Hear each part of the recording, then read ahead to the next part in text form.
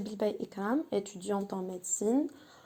C'est ma première vidéo explicative sur YouTube. Je vais essayer de vous expliquer au maximum le cours du fibrome utérin. J'espère que ça vous aidera.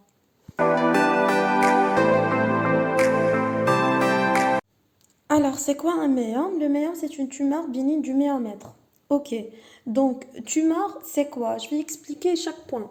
Tumeur, c'est une multiplication excessive d'une cellule. Ça veut dire qu'il y avait une cellule, elle a subi une altération dans ses gènes qui sont responsables de sa croissance, et cette altération a eu comme conséquence une multiplication excessive de cette cellule. Et donc, sa multiplication excessive provoquera la formation d'une masse. Cette masse, on l'appelle une tumeur. Bénigne, bon, on a beaucoup de différences entre bénigne et maligne, mais le truc le plus important, ce qu'il faut mettre en tête, que une tumeur bénigne peut augmenter sa taille tant qu'elle veut, mais elle ne dépassera jamais la paroi. Donc, ne dépassera jamais la paroi, elle va jamais passer vers les autres organes. Voilà. Du méomètre, c'est quoi un méomètre? Le méomètre, c'est la couche musculeuse de l'utérus. Après, on expliquera ça dans le rappel anatomique et histologique. Donc, en gros, c'est une multiplication excessive des cellules musculaires lisses de l'utérus. Maintenant, c'est quoi l'intérêt de ce cours-là? C'est parce que tout simplement, c'est la tumeur la plus fréquente de l'utérus. Donc voilà, le dernier point, c'est que cette tumeur est souvent multiple. Veut dire, souvent, on ne trouve pas un seul méome, mais on trouve plusieurs méomes dans un même utérus. Et aussi, il faut mettre en tête qu'il y a une caractéristique de cette tumeur, c'est que c'est une tumeur monoclonale. Veut dire, une cellule altérée donnera un clone. Une autre cellule altérée donnera un autre clone, donc un autre méome. Donc, si on trouve deux méomes dans un même utérus, veut dire que chaque méome avait comme origine une cellule altérée qui est différente de l'autre. Donc, voilà, c'est la caractéristique monoclonale. Le dernier point aussi, c'est que à tort, on l'appelle un fibrome, mais ce n'est pas un fibrome. Un fibrome, par définition, c'est une tumeur bénigne du tissu conjonctif commun, qui est du fibroblast, etc. Mais ici, c'est une tumeur bénigne de tissu musculaire. Le tissu musculaire est un tissu conjonctif spécialisé et non commun.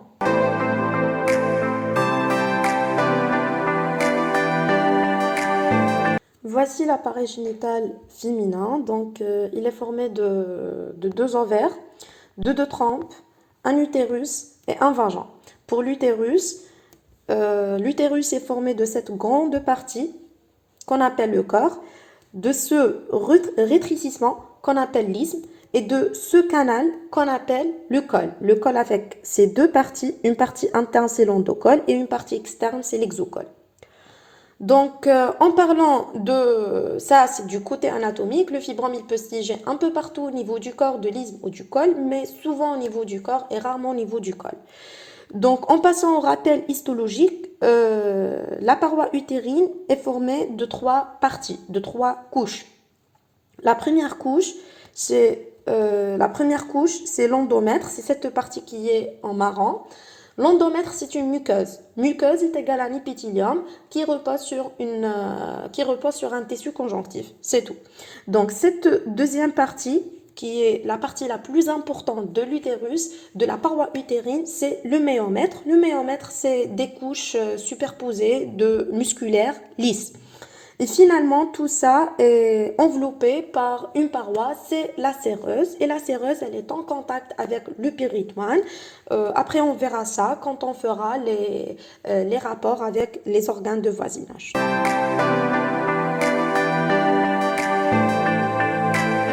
La cause du myome est inconnue. Veut dire qu'il n'y a pas une cause bien précise du myome. Ok, mais comme toute tumeur existante, il y en a des facteurs de risque. Comme toute tumeur existante, le myome est une interaction génético-environnementale. Comme j'ai déjà expliqué dans la définition, j'ai dit que le myome, il est dû à il nous faut une altération génétique, des facteurs de croissance qui poussera la tumeur à se multiplier plus rapidement. Et ces mêmes gènes altérés sont sensibles à des facteurs environnementaux. Et c'est ça. Donc, pour le méum, les facteurs génétiques, c'est le gène MET12. C'est l'histoire familiale. Veut dire, par exemple, une femme qui a développé pendant sa vie un méum, sa fille est susceptible, elle a un risque de développer un méum. L'ethnie noire, il est trouvé que l'ethnie noire plus susceptible à développer des méums. Donc, pour les facteurs environnementaux, ce sont des facteurs hormonaux. Et j'insiste que les facteurs hormonaux, c'est l'œstrogène et la progestérone. Pourquoi j'insiste sur ça? Parce que l'endométriose, le cancer endométrial, ce n'est pas le cas. Pour l'endométriose et le cancer de l'endomètre, c'est que l'œstrogène. C'est pas la progestérone. Et donc, les facteurs de risque diffèrent et le traitement diffère. C'est pour cela que j'insiste sur ça. Donc, quand je dis l'œstrogène, par exemple, la prise d'œstroprogestatif. Quand je dis la progestérone, la grossesse. Oui, la grossesse, c'est un facteur de risque du fibrome parce que la grossesse, c'est 9 mois de progestérone. Même si une femme, elle a un fibrome, pendant la grossesse, il va augmenter de taille. Il peut se compliquer. Aussi, pour l'œstrogène, par exemple, la préménopause. Et ici, je veux expliquer un tout petit point, c'est quoi la préménopause, c'est quoi la périménopause et c'est quoi la ménopause. Ok, la ménopause, on la connaît. Tout le monde la connaît, c'est l'arrêt des règles. Oui, mais non. Même la périménopause, c'est l'arrêt des règles. Mais veut dire les 12 mois, pour dire la femme elle est ménopausée, elle doit avoir 12 mois sans règles pour dire qu'elle est ménopausée. La période de 12 mois, on l'appelle une périménopause. Avant cette période, la femme passe par une préménopause. C'est quoi la préménopause? En fait, ce sont des cycles qui ne sont pas ovulatoires. Veut dire que les cycles, oui, il y a des cycles, c'est un trouble du cycle, ce sont des cycles qui sont irréguliers, mais qui ne sont pas ovulatoires. Quand je dis il n'y a pas d'ovulation, veut dire qu'il n'y a pas un corps jaune, veut dire qu'il n'y a pas de progestérone. Exactement, pas de progestérone, mais on a beaucoup d'œstrogène. On a un pic d'œstrogène. Et c'est pour cela que c'est un facteur de risque. Donc, qu'est-ce qu'on conclut? Il y a un rapport très important entre le méum et les œstrogènes progestérone, veut dire qu'il n'y a jamais de méum avant la puberté. Et si une femme a présenté un méum pendant sa vie, après la ménopause, il va régresser. Donc, si on trouve une tumeur utérine à croissance très rapide après la ménopause, il faut directement et systématiquement éliminer un sarcome.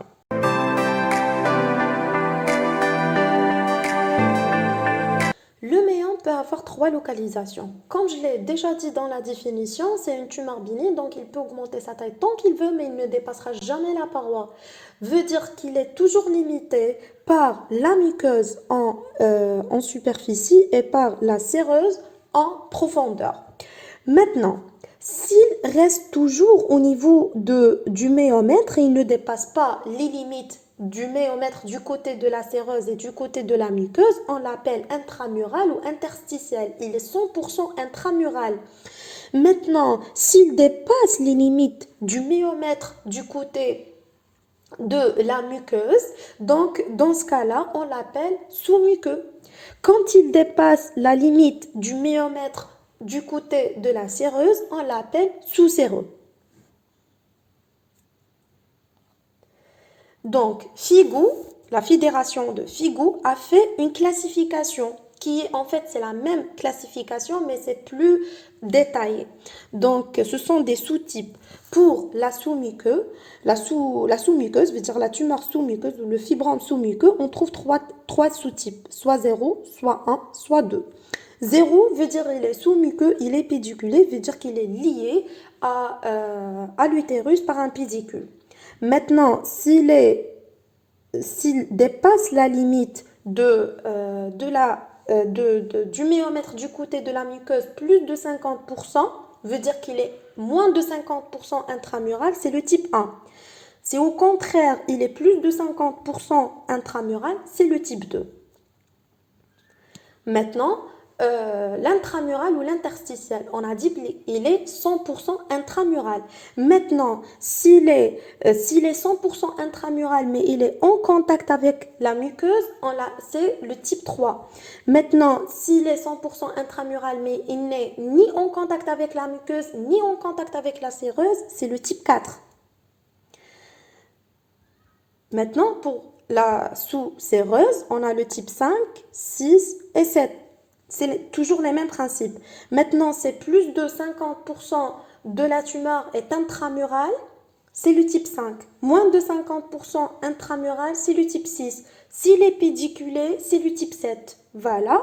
Et on a le type 2,5, c'est une grande tumeur, c'est un grand méange avec moins de 50% au contact de la muqueuse et moins de 50% qui est du côté de la séreuse.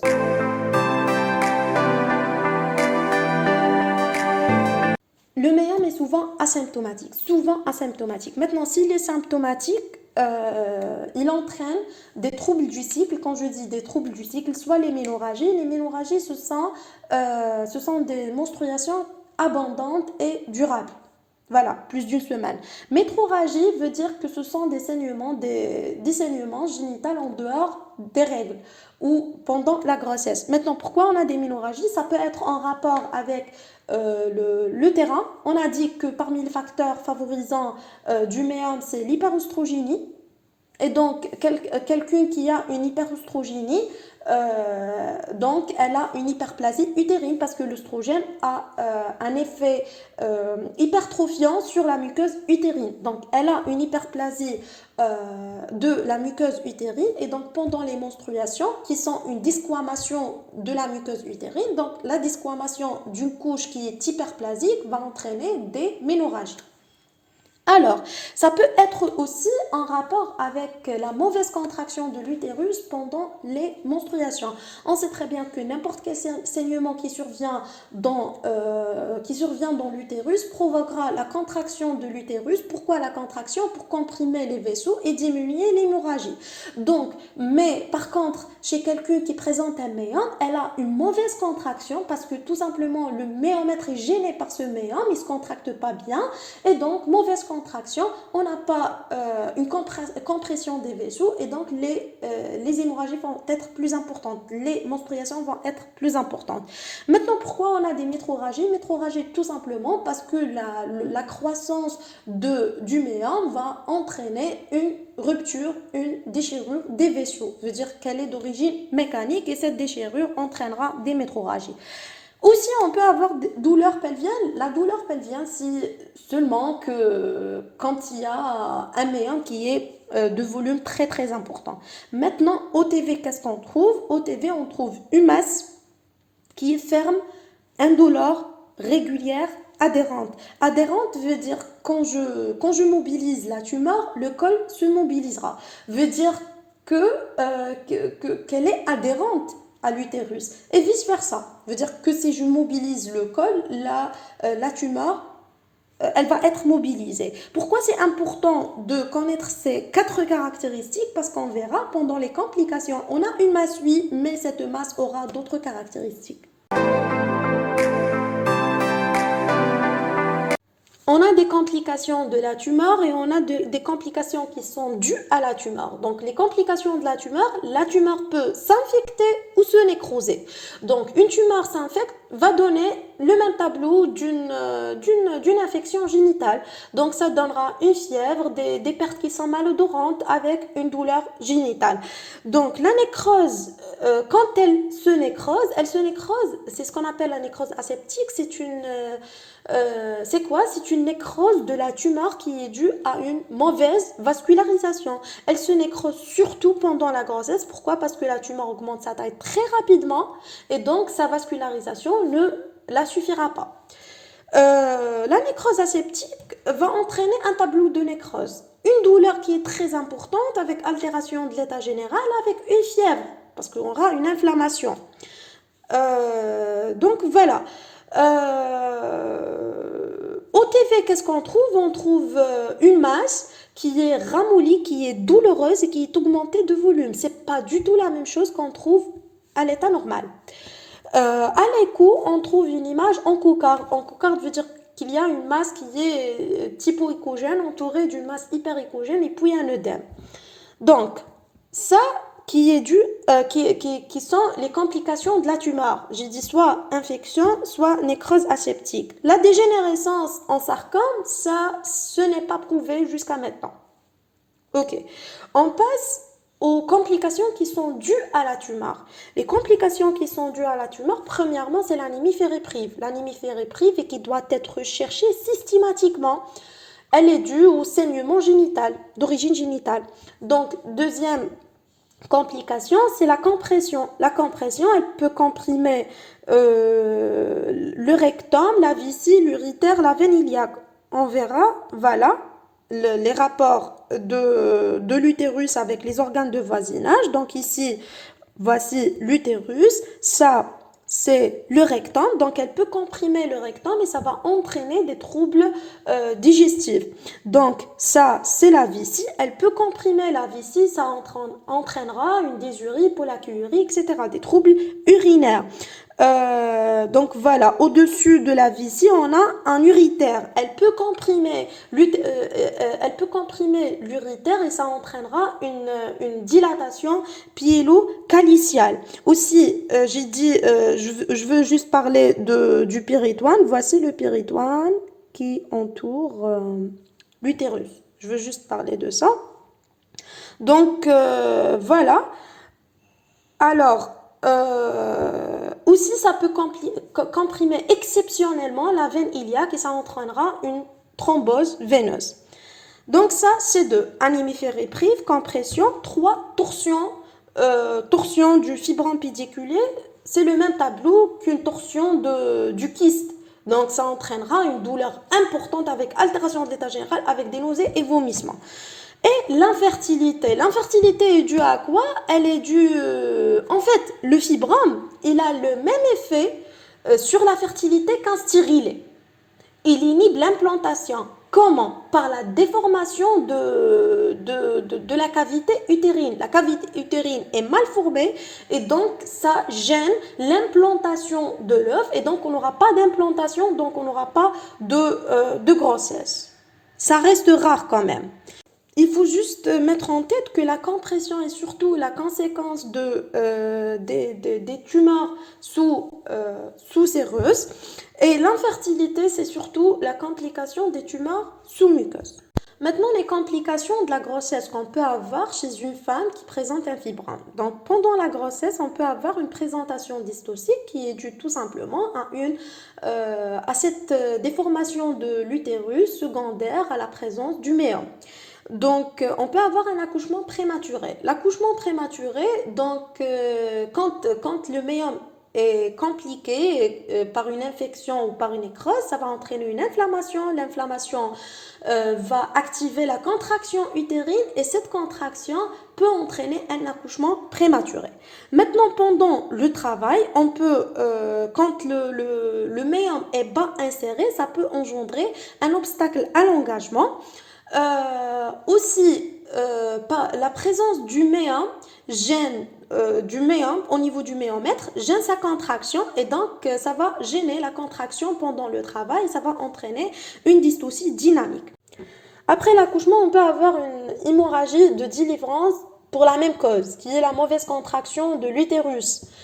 Comment on explique ça? Donc tout simplement, on sait très bien que la dernière étape de l'accouchement, c'est la délivrance du placenta. Ça veut dire qu'il y a une coupure des vaisseaux ayant lié le placenta à l'utérus. Ok, et donc on aura des saignements. Et en ce moment-là, le méomètre se contracte pour minimiser le saignement. Mais ici, on a une mauvaise contraction de l'utérus à cause de la présence du méomètre. Et donc, les saignements ne sont pas minimisés et donc on aura une hémorragie de délivrance. Donc pour la paraclinique, on fait l'échographie. L'échographie confirme le diagnostic. On trouve une masse qui est typo-échogène avec une déviation de la ligne de la vacuité utérine. donc par le méa. Donc l'hystéroscopie, quand on fait l'hystéroscopie, quand la tumeur elle est sous muqueuse de préférence, c'est faire l'hystéroscopie parce qu'elle visualise très très bien la partie sous muqueuse. Donc il ne faut pas aussi oublier et jamais oublier de demander un bilan d'anémie ferriprive, la FANAS et la ferritine. Donc, pour le traitement, je vais expliquer en premier les modalités qui existent pour le traitement du méa et le mécanisme d'action, comment ça se passe. Et puis, j'explique quand on utilise ces modalités et comment on les utilise. Donc, je commence par le traitement médical. On a 3 traitements médicaux possibles. Les progestatifs, les agonistes de GnRH, les modulateurs des récepteurs progestérone. Donc, pour les progestatifs, c'est contradictoire de dire progestatif avec modulateur des récepteurs progestérone. Mais on va expliquer ça. Donc, pour les progestatifs, on les donne pourquoi? On les donne parce que, comme j'ai dit, dans la clinique, j'ai dit que les ménorragies sont secondaires à quoi? Sont secondaires soit à une hyperplasie qui est en rapport avec le terrain ou à la mauvaise contraction de l'utérus. Donc, on a une hyperplasie utérine, on a une hyperœstrogénie et donc une hyperplasie utérine et donc des ménorragies. Ok, on sait très bien que la progestérone, elle a comme effet sur la muqueuse utérine, elle a un effet atrophique. Donc ça va diminuer cette hyperplasie. Atrophique veut dire elle diminue la taille de la muqueuse. Exactement. Et donc quand elle diminue la taille de la muqueuse, lors des menstruations, les saignements sont minimisés. Exactement. Donc la progestérone, elle est utilisée pour ce but-là, pour diminuer les saignements par son effet atrophique sur la muqueuse utérine, ni plus ni moins. Par contre, sur la tumeur, elle n'a aucun effet, voire un effet aggravant de la tumeur. Elle peut aggraver la taille de la tumeur. Donc ça pour les progestatifs. Les modulateurs des récepteurs progestérone, donc les modulateurs des récepteurs progestérone, ils ont un effet sur la tumeur elle-même. Comment? Ce sont des inhibiteurs des récepteurs progestérone. Et on sait très bien que la progestérone favorise l'augmentation de la taille du méa. Donc ils vont s'attacher, ils vont inhiber les récepteurs de progestérone et donc la taille de la tumeur va diminuer. Maintenant pour les agonistes de GnRH, comment ils travaillent? Donc on sait que dans le cas normal, pas dans le cas médicamenteux, que l'hypothalamus sécrète la GnRH. La GnRH active l'hypophyse pour qu'elle sécrète LH, FSH. Mais se fait d'une façon pulsative. Qu'est-ce que veut dire pulsative? Veut dire que l'hypothalamus, elle attend l'hypophyse jusqu'à où elle forme tout son stock en LH et FSH et puis elle est sécrétée et elle va activer l'hypophyse pour qu'elle sécrète son stock. Et puis, quand le stock se termine, elle s'arrête de sécréter la GnRH en attendant un autre stock. Donc c'est ça, d'une façon pulsative. Et le LH, bien sûr, ou FSH, ils vont activer les cycles et donc l'œstrogène progestérone. Et donc augmentation de la taille de la tumeur. Mais ici, les agonistes, comment ils travaillent? Les agonistes, ils vont s'attacher directement au niveau des récepteurs de GnRH, pas d'une façon pulsative, mais d'une façon permanente. Donc ils vont libérer tout le stock existant en LH et FSH. Et puis, il n'y aura plus de production de LH et FSH, il n'y aura plus de sécrétion de LH et FSH. Parce que dans le cas normal, comme j'ai dit déjà, ils doivent se détacher du récepteur pour que l'hypophyse reprend sa sécrétion de LH et FSH, reprend la sécrétion du stock. Donc ici, non, ne se détache pas, donc l'hypophyse ne sécrète pas le LH-FSH, on n'aura pas d'œstrogène progestérone et on n'aura pas on aura une diminution de la taille de la tumeur. Mais le problème, c'est que quand on arrête la prise des antagonistes de GnRH, après 6 mois, la tumeur reprend sa taille initiale. Veut dire que ce n'est pas un traitement définitif. Pour le traitement radioconventionnel, c'est l'embolisation. L'embolisation sélective. Donc, c'est tout simplement par un cathéter, on va faire une embolisation, on va bloquer les vaisseaux de la tumeur et donc on aura une nécrose de la tumeur. C'est ça, c'est simple. Mais le problème, c'est que ça donne des douleurs importantes. Pour le traitement chirurgical, on a deux traitements chirurgicaux possibles, soit une méomectomie, veut dire on enlève la tumeur, on enlève le méom, mais le problème ici, c'est que cette méomectomie est, est très hémorragique, parce que le méom est très vascularisé. Donc cette méomectomie est très hémorragique.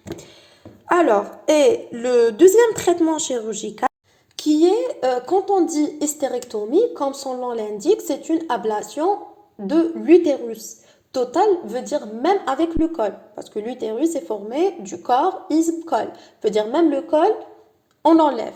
Voilà, c'est ça l'hystérectomie totale. Maintenant, j'explique comment on traite. Ça dépend de la symptomatologie. Maintenant, quand c'est une tumeur qui est asymptomatique, et on sait très bien, comme je l'ai dit à la clinique, que la plupart des méomes sont asymptomatiques, donc on ne fait rien. Abstention thérapeutique et pas de surveillance. Il y a qui disent qu'il faut une surveillance annuelle, veut dire une écho par an. Bon, si le méome est peu symptomatique, on fait que le traitement médical. Ok. Maintenant, si le méom est compliqué ou touche la fertilité, dans ce cas-là, on a le choix. Soit on fait l'embolisation, soit on fait la chirurgie, soit on fait les deux. Ok.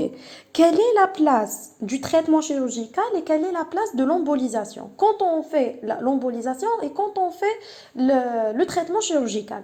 Donc, si la femme, elle n'a pas désir de grossesse, dans ce cas-là, c'est simple, je fais directement une hystérectomie totale. Maintenant, si elle a un désir de grossesse, je ne peux pas faire une hystérectomie totale. Alors, qu'est-ce qu'on fait? Ça dépend à la taille de la tumeur. Si c'est une tumeur unique et de petite taille, dans ce cas-là, je fais soit la myomectomie, soit l'embolisation. Pas de souci. Maintenant, si elle est unique, mais elle a une grande taille, dans ce cas-là, je ne peux pas faire une chirurgie toute seule. Parce qu'on sait très bien que le médium est très vascularisé. Donc, si c'est une grande tumeur et je fais la chirurgie, le chirurgien peut tomber dans un cas où il y a beaucoup d'hémorragie. Il va passer en urgence à une hystérectomie totale.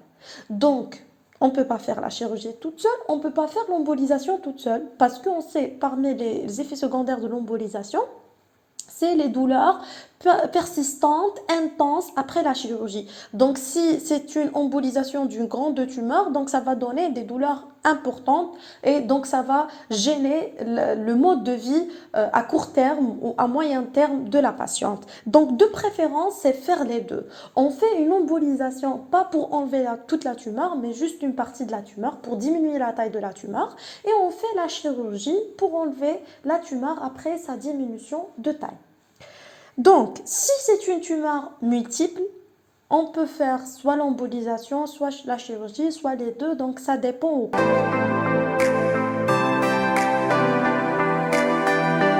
Donc, à la fin, je veux dire quelques remarques, c'est tout. Donc, la voie de la myomectomie, qu'elle peut être par hystéroscopie, si la tumeur elle est sous-muqueuse, de préférence de la faire par hystéroscopie à condition qu'elle a une taille moins de 4 cm, peut-être par une voie vaginale si le médium est couché par le col, peut-être par voie cilioscopique si elle est sous-séreuse, ça peut être aussi par voie laparotomique si elle est volumineuse ou elle est multiple, je veux dire les autres cas.